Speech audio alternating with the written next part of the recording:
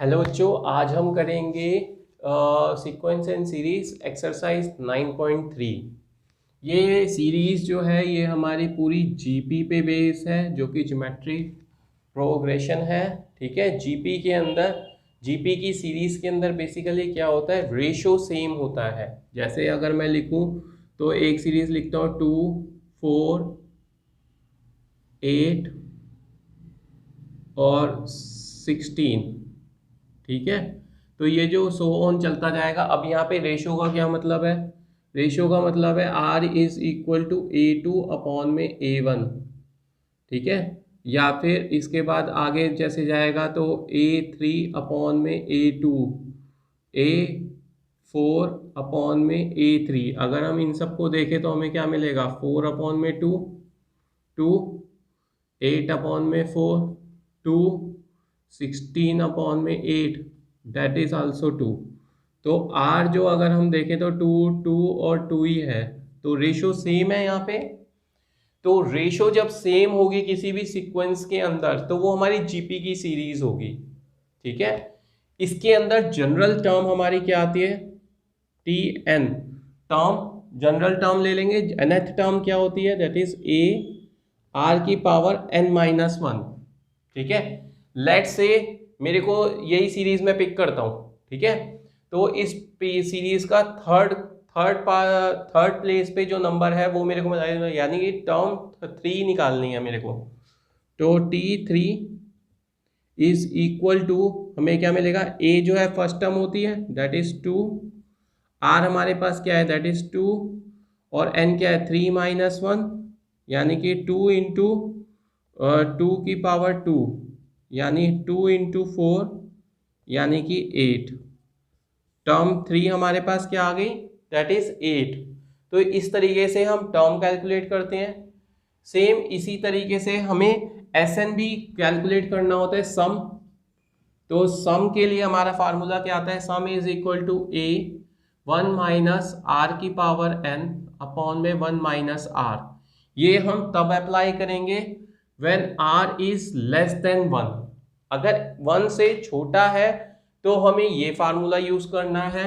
अगर r greater than 1 है तो सम का फार्मूला आएगा a r की पावर n-1 अपॉन में r-1। फिर हमारा फार्मूला चेंज हो जाएगा। ठीक है, तो ये बेसिकली ये हमारे 3 फार्मूले हैं जो हमें एक्सरसाइज 9.3 के अंदर अप्लाई करने हैं डिफरेंट डिफरेंट तरीके से। इसके अंदर वो फर्स्ट टर्म पूछ सकता है आपसे कि फर्स्ट टर्म निकालो, nth टर्म गिवन है, या कोई टर्म दे दी, उसकी nth वैल्यू निकालनी है कि कौन से नंबर पे आएगा, वो हम कैलकुलेट कर सकते हैं। सम निकालने का बोलता है तो सम के लिए हमारे पास वैल्यू है, सम दे दिया, वैल्यू फर्स्ट वैल्यू क्या है या nth वैल्यू क्या है, रेशो क्या है, वो सब हम इन्हीं फार्मूला से ड्राइव कर सकते हैं। ठीक है, चलिए 9.3 का फर्स्ट क्वेश्चन देखते हैं। वो क्या कह रहा है? Find the 20th and nth form of the GP this. ये जीपी हमें गिवन है, तो जीपी अगर हमें गिवन है तो सबसे पहले हमें क्या चाहिए? T20 कह रहा है कैलकुलेट करने को। तो सबसे पहले हम a लिख लेते हैं। a हमारे पास क्या है? That is 5/2।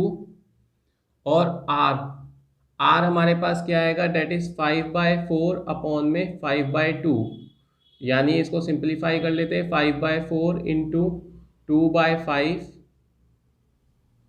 यानी कि 1/2। r मिल गया, a मिल गया।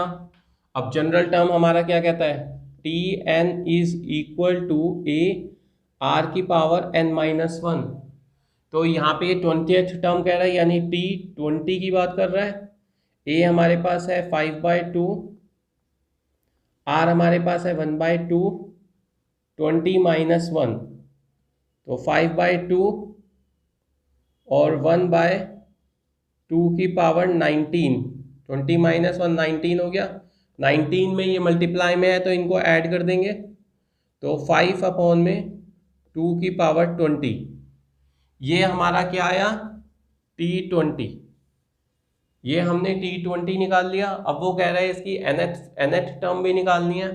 तो nth टर्म क्या होगी? Tn is equal to A R की पावर n माइनस वन। तो a हमारे पास है डेट इज 5/2,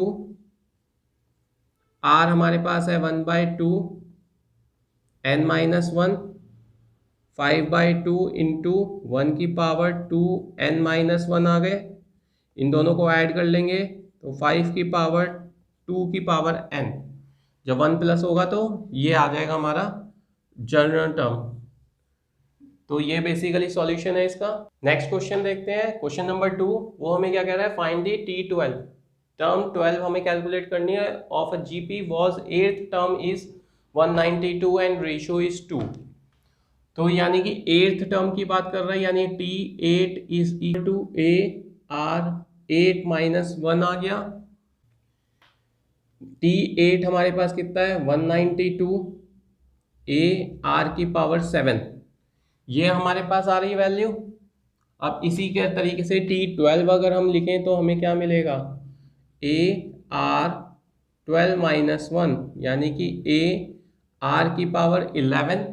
ठीक है, अब रेशियो हमें पता है यहाँ पे r इज इक्वल टू 2 है। ठीक है, तो यहाँ पे इसको कंबाइन करते हैं, a r की पावर 7 इंटू आर की पावर 4। मैंने क्या किया, R11 को स्प्लिट कर दिया 7 और 4 के अंदर। क्यों किया, A7 हमें डायरेक्ट 192 मिल जाएगा, तो ये 192 आ गया, इंटू R की पावर 4 यानी 2 था रेशो, यानी 2 की पावर 4, तो 192 इंटू 16, इन दोनों को मल्टीप्लाई कर लेंगे तो हमें क्या मिलेगा,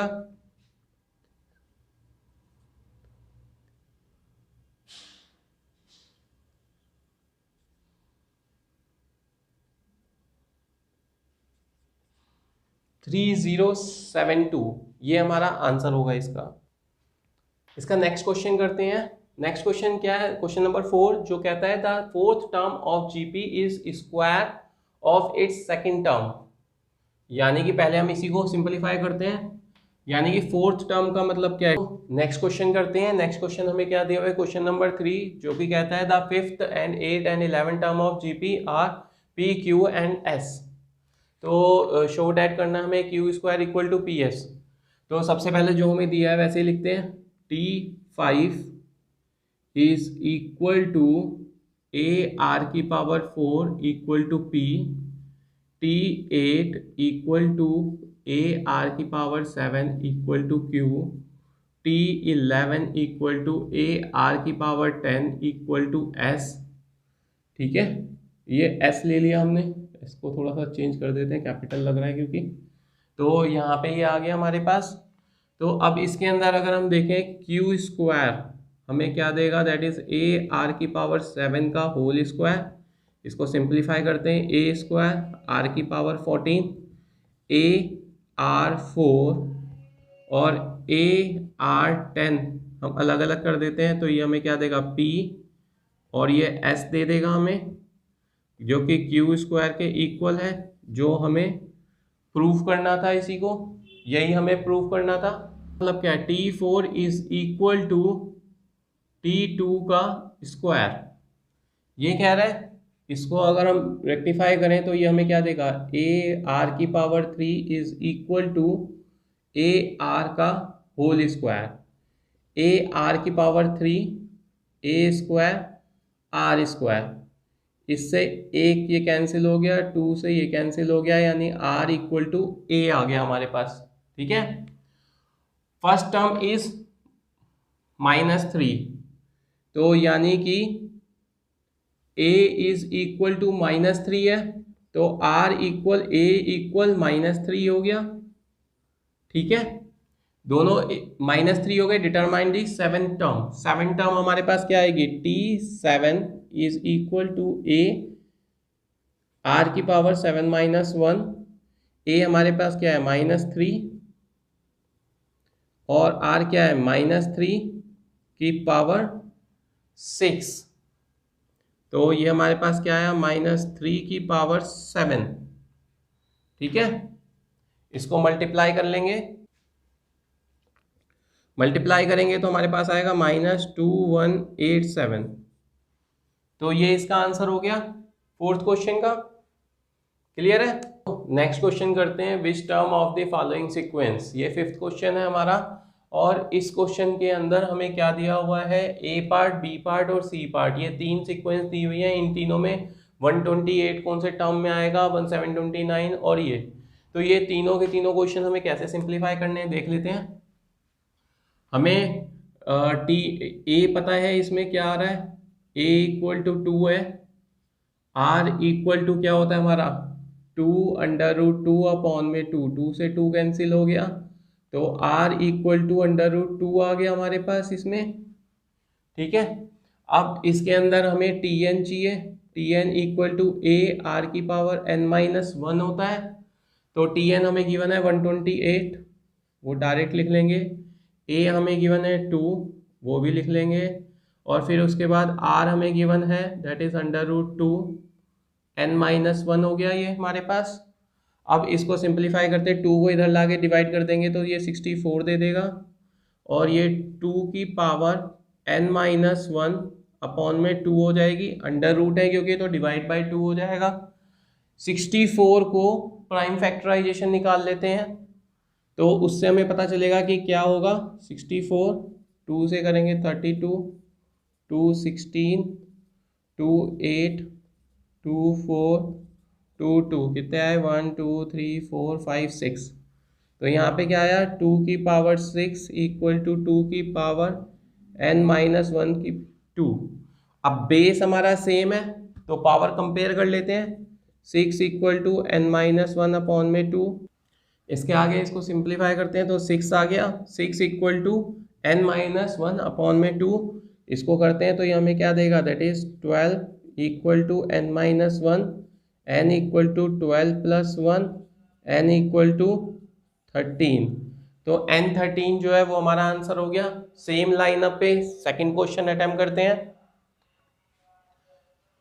यहाँ पे हमारा a क्या है, a इक्वल टू √3 हो जाएगा,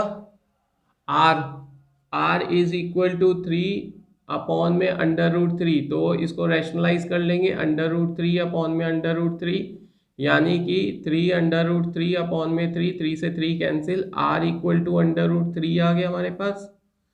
अब इसके बाद हमें क्या चाहिए, general term, T n equal to A R की पावर n-1 होता है।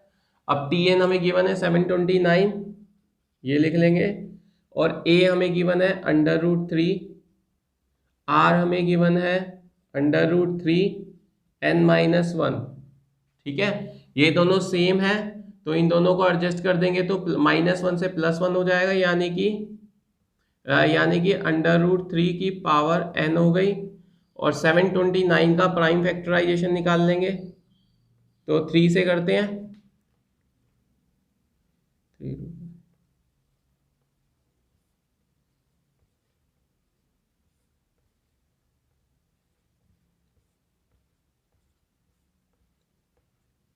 1 2 3 4 5 6, ये 6 आए हैं, तो यहाँ पे 3 की पावर 6 लिख देंगे हम।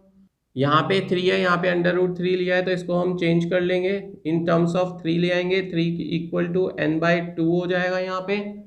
तो बेस सेम हो गया अब दोनों का, तो 6 इक्वल टू n/2 हो गया, तो n इज इक्वल टू 12। तो ये हमारा आंसर आ गया इसका।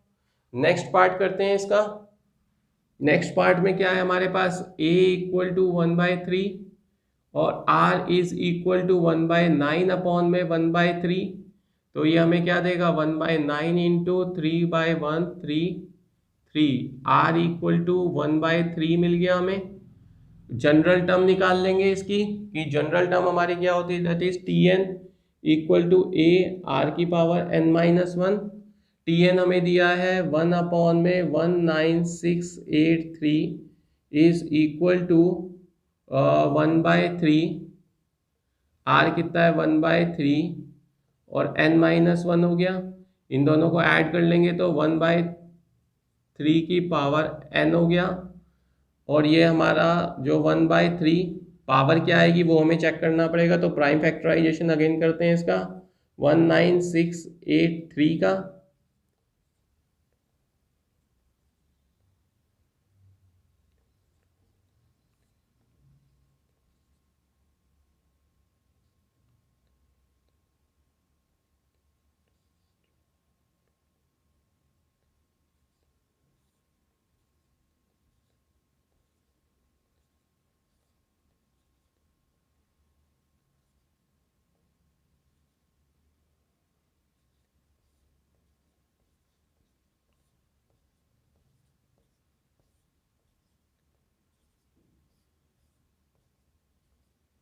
ये आ गया हमारे पास प्राइम फैक्टराइजेशन ऑफ 19683 कितने आए 1 2 3 4 5 6 7 8 9। तो यहाँ पे ये 9 आ जाएगा हमारा। तो यहाँ पे बेस हमारा सेम है तो n इक्वल टू 9, ये 9th प्लेस पे आएगा, यही आंसर है। ठीक है, ये हमारा 5th क्वेश्चन हो गया। इजी है, कोई परेशानी नहीं होनी चाहिए। मैंने जैसे आपको बताया था जस्ट जनरल टर्म आपको पता होनी चाहिए, उसके बेस पे हम कुछ भी निकाल सकते हैं। प्रीवियस क्वेश्चंस के अंदर हमने देखा कि हमें डिफरेंट नंबर दिए हुए थे और उससे हमने डिफरेंट नंबर के वैल्यूज निकाली। यहाँ पे हमें nth टर्म दी हुई थी, उससे हमने सिंप्लीफाई करा कि कौन से नंबर पे वो टर्म आएगी। ठीक है, नेक्स्ट क्वेश्चन करते हैं। नेक्स्ट क्वेश्चन हमें क्वेश्चन नंबर 6 है, जो कि forward value of x the number is this are in GP. ये 3 नंबर हैं जो कि जीपी में दे रखे हैं। तो इन जैसे क्वेश्चनों को करने के लिए हम क्या करेंगे, रेशियो हमें पता है कॉमन होता है, तो रेशियो की फॉर्म में लिख लेते हैं। तो रेशियो क्या आएगी, डेट इज x अपॉन में -2/7 इक्वल टू -7/2 अपॉन में x। तो इसको हम सिंप्लीफाई कर लेते हैं तो हमें क्या मिलेगा, इसको इधर ले जाते हैं तो x² इक्वल -7/2 इंटू -2/7। तो 7 से 7 कैंसिल, 2 से 2 कैंसिल, माइनस से minus cancel, x² equal to 1 आ गया, x इक्वल टू +-1 हो जाएगा। तो ये हमारा सॉल्यूशन हो गया क्वेश्चन नंबर 6 का।